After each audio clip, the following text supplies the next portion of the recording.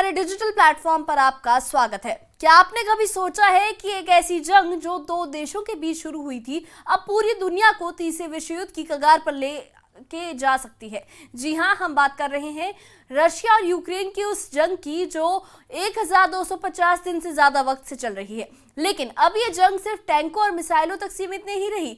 Pokrovsk का वो किला जिसे यूक्रेन का गढ़ माना जाता है, रूस ने उस पर कब्जे का दावा कर दिया है। और तो और अमेरिका के नए राष्ट्रपति जो हैं डोनाल्ड ट्रंप, उन्होंने पुतिन को 50 दिन का अल्टीमेटम दिया है, जैसा कि सभी को पता ही है। लेकिन क्या ये अल्टीमेटम जंग को रोकेगा या इसे और भड़काएगा? और क्या यूक्रेन के राष्ट्रपति ज़ेलेंस्की की परमाणु चाल दुनिया को तबाही की ओर ले जाएगी? आइए समझते हैं। रूस और यूक्रेन की जंग को अब करीब 3.5 साल हो चुके हैं और इस जंग ने यूक्रेन को पूरी तरह से बदल दिया है। रूस ने यूक्रेन की 25 से 27% जमीन पर कब्जा कर लिया है। ये कोई छोटी बात नहीं है, क्योंकि ये हिस्सा लगभग 1,61,000 वर्ग किलोमीटर का है। लेकिन इस जंग का सबसे ताज़ा और चौंकाने वाला मोड़ है पोक्रोव्स्क का किला। ये वो शहर है जिसे पूर्वी यूक्रेन का सबसे मजबूत गढ़ माना जाता है। रूसी सेना का दावा है कि उसने पोक्रोव्स्क के बड़े हिस्से पर कब्जा कर लिया है। पिछले 24 घंटों में रूस ने दावा किया है कि उसने यूक्रेन के 1220 सैनिकों को मार गिराया है या उन्हें घायल कर दिया है। लेकिन यूक्रेन की सेना कह रही है कि नहीं, ये झूठ है, पोक्रोव्स्क अभी भी हमारे कब्जे में है। तो सच्चाई क्या है? क्या रूस वाकई बाजी मार रहा है या ये सिर्फ उसका प्रोपेगेंडा है? चलिए इस जंग की परतें खोलते हैं, इसे समझते हैं और देखते हैं कि आखिर ये पूरा माजरा क्या है। पोक्रोव्स्क कोई साधारण शहर नहीं है यूक्रेन के लिए। ये डोनेट्स्क के इलाके का वो रणनीतिक केंद्र है जहां से यूक्रेन की सेना अपनी रसद और हथियारों की सप्लाई को मैनेज करती है। रूस ने पिछले कई महीनों से इस शहर को निशाना बनाया हुआ है। 23 जुलाई 2025 को रूसी रक्षा मंत्रालय ने दावा किया कि उनकी सेना ने पोक्रोव्स्क के बड़े हिस्से पर कब्जा कर लिया है। साथ ही उन्होंने डोनेट्स्क के नोवोटोरेत्स्कोय और सुमी के वराचिन जैसे शहरों पर भी कब्जे का दावा किया। रूस का कहना है कि उसने यूक्रेन की सेना को भारी नुकसान पहुंचाया है, लेकिन यूक्रेन के टॉप कमांडर इसे सिरे से खारिज कर रहे हैं। उनका कहना है कि पोक्रोव्स्क अभी भी उनके कब्जे में है और रूस सिर्फ हवा में तीर चला रहा है। लेकिन सवाल यह है कि अगर रूस का दावा सच है तो क्या यूक्रेन अब इस जंग में पीछे हट रहा है? और अगर यूक्रेन का दावा सच है तो रूस इतने बड़े बड़े दावे क्यों कर रहा है? ये सवाल हमें उस खेल की ओर ले जाता है जो इस जंग के पीछे खेला जा रहा है। अब आते हैं इस जंग के सबसे बड़े ट्विस्ट पर। अमेरिका के राष्ट्रपति डोनाल्ड ट्रंप ने रूस के राष्ट्रपति व्लादिमीर पुतिन को 50 दिन का अल्टीमेटम दिया है कि वो इस जंग को खत्म करे। लेकिन ये अल्टीमेटम आते ही रूस ने अपने हमलों की रफ्तार 10 गुना बढ़ा दी है। खासतौर से पोक्रोव्स्क, खार्किव, खेरसान, लुहांस्क और जापोरेजिया जैसे इलाकों में रूस ने हवाई और जमीनी हमले तेज कर दिए हैं। रूस के सुखोई और मिग सीरीज के जो लड़ाकू विमान हैं, TU सीरीज के बमवर्षक हैं और ईरान के शाहिद 136 ड्रोन यूक्रेन के शहरों पर कहर बरपा रहे हैं। रूस की सेना छोटी छोटी टुकड़ियों में बाइकों पर सवार होकर यूक्रेन के नए इलाकों में तेजी से हमले कर रही है। ये रणनीति इतनी खतरनाक है कि यूक्रेन की सेना को इन छोटी टुकड़ियों को रोकने में भारी मुश्किल हो रही है।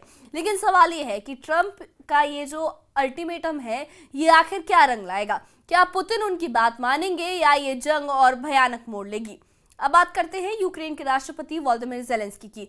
ज़ेलेंस्की इस जंग में अब एक ऐसी नई चाल चल रहे हैं जिसे जानकर शायद आप भी डर जाएं।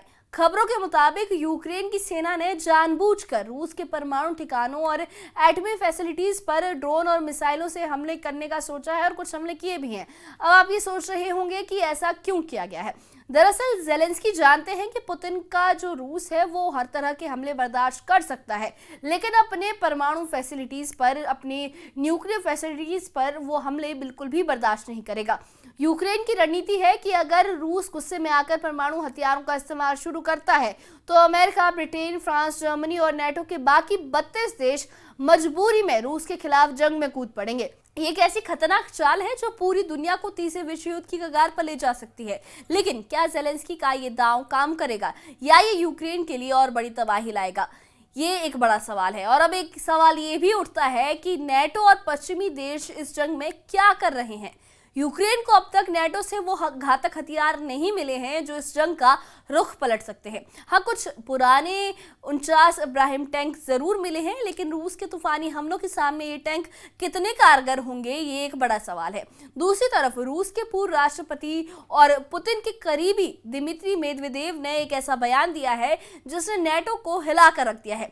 मेदवेदेव ने कहा है कि अगर यूक्रेन की जंग और बढ़ी तो रूस पश्चिमी देशों और नेटो पर हमला करने से नहीं हिचकेगा।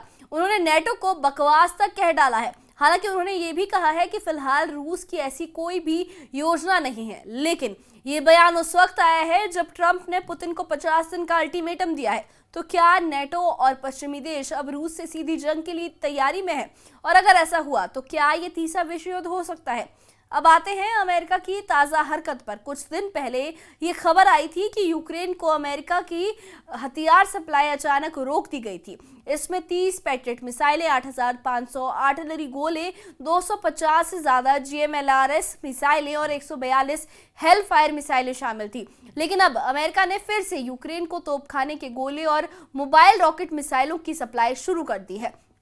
ट्रंप का यह भी कहना है कि उन्हें यह भी नहीं पता कि शिपमेंट रोकने का आदेश किसने दिया था, लेकिन सवाल यह है कि आखिर ये हथियार रुके क्यों थे। और अब जब सप्लाई दोबारा शुरू हो गई है तो क्या ये यूक्रेन को रूस के खिलाफ मजबूती देगी या फिर ये सिर्फ दिखावे का खेल है? क्योंकि रूस इस वक्त अपनी पूरी ताकत से यूक्रेन पर हमले कर रहा है। खार्किव और खिरसान जैसे इलाकों में रूस के हमलों से भारी तबाही मची है।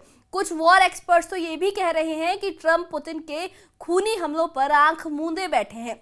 रूस की रणनीति इस जंग में हर दिन और खतरनाक होती जा रही है। रूस ने अब छोटी छोटी टुकड़ियों को बाइकों पर सवार करके यूक्रेन के नए इलाकों में हमले शुरू कर दिए हैं। ये टुकड़ियां इतनी तेजी से हमला कर रही हैं कि यूक्रेन की सेना को इन्हें रोकने में भारी मुश्किल हो रही है। रूस के पास इस वक्त 1.5 लाख सैनिक, 3,000 टैंक और 5 ब्रिगेड यूक्रेन पर चारों तरफ से हमला कर रही हैं।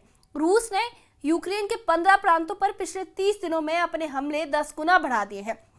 खास तौर से यूक्रेन की बिजली और ऊर्जा सुविधाओं को रूस चुन चुन कर निशाना बना रहा है। दूसरी तरफ यूक्रेन भी रूस पर जवाबी हमले कर रहा है। रूस के रक्षा मंत्रालय का यह दावा है कि उसने एक रात में 71 यूक्रेनी ड्रोन मार गिराए हैं, जिनमें से 49 अकेले कुर्स्क इलाके में थे।